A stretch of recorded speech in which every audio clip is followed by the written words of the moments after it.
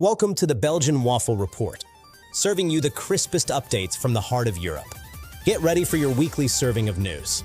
My digital representation, and I warmly welcome everyone watching this video. Yes, there are now two of us, and we've agreed that one of us will handle the boring parts. Spoiler, that's not me. Let's dive into the magnificent chaos that was Belgium last week. Belgium's Prime Minister Bart De Wever had himself quite a week. He confirmed on February 26th that Belgium will install a NASAMS air defense battery and a dedicated anti-drone system at the port of Antwerp by 2027, because apparently drones have been flying over sensitive sites. Like nuclear power station Doel and BASF's chemical complex, like they own the place. Nothing says, "Good morning, Europe's second largest container hub," like a missile system in your backyard. Meanwhile, on the frozen Russian assets front, things got icy. Pun absolutely intended. Belgian Foreign Minister Maxime Prévost joined German Foreign Minister Johann Wadephul at a press conference in Berlin on February 25th, where Wadephul declared the debate over seizing 210 billion euros in frozen Russian assets definitively resolved, meaning, no, they're not doing it.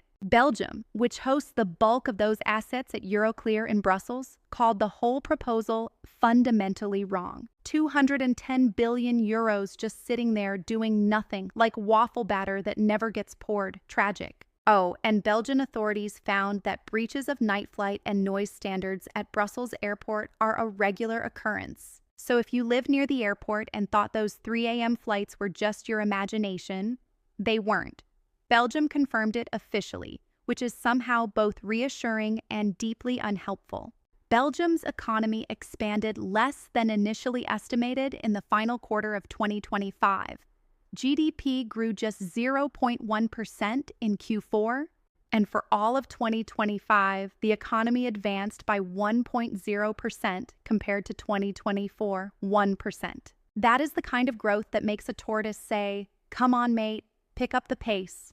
In more exciting economic news, Belgium's competition watchdog opened an investigation into Google's sale of online advertisements on February 27th. It's like a friendly neighborhood fromage shop taking on a multinational super chain, except with lawyers and subpoenas instead of cheese knives. Google, for its part, is already under several EU antitrust investigations, so this is basically just Belgium joining a very long queue. Also, a cap on index-linked wage increases is set to come into force in June. Workers, start adjusting your coffee orders accordingly. Belgium's defense sector is apparently having a moment. On February 25th, Belgium opened discussions with the United States about a potential purchase of the Sikorsky MH-60R Seahawk helicopter to replace the NH-90 under its search and rescue program. Belgium is also looking at the CH-53K King Stallion as part of a heavy lift program worth 1,300 million euros. That's 1,300 million euros. In words, because we promised. Belgium already ordered 17 Airbus H145M helicopters, later expanded by 5 additional units, bringing the fleet to 20 aircraft with deliveries beginning in 2026. At this rate, Belgium will have more helicopters than actual helicopter pilots. Someone check on that. And of course, the Antwerp missile defense system deserves a second mention because it truly is the most dramatic thing Belgium has done since inventing the saxophone. Missiles at a shipping port in Belgium. What a time to be alive. In what may be the most Belgian cultural controversy of the decade, a collective of 170 Belgian artists denounced public broadcaster RTBF's decision to participate in the 2026 Eurovision Song Contest, citing Israel's continued participation. Belgium, where art meets geopolitics meets ABBA tribute acts. Speaking of royalty doing unexpected things, King Philippe of Belgium was spotted playing table tennis at the Olympic Village in Milan on February 21st during the Winter Olympics. The King of Belgium, playing table tennis at the Olympics. No word on whether he won, but one imagines his opponents let him. Also, a minister selected 10 projects to strengthen the Dutch language in Brussels, in a city where you can hear French, Dutch, and English. At any given cafe table, this is either visionary or deeply optimistic, possibly both.